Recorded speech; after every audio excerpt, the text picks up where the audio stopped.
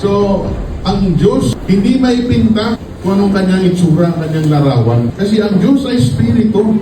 Kung siya ay naging tao, ano na lang kaya pabago-bago ang tao? Buti na lang ang Diyos ay hindi nakikita. Nagkatawang tao siya ng panahon ni Jesus, pero hindi siya napicturan. Wala siyang selfie noon.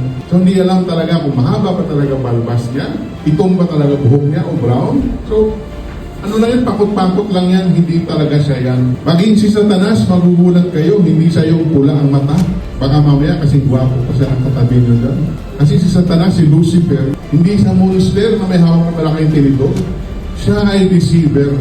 Hindi siya sabihin, kainin mo to, mamamatay ka. Hindi. Sabihin niya, kainin mo to, magiging katulad ka ng Diyos. Diba doon nadaling si Adam, unang tatay natin? Doon siya na loko ni Satan. Deception. So, maganda lang sa simula, pero kapalit pala noon. May kahirapan na walang hanggan.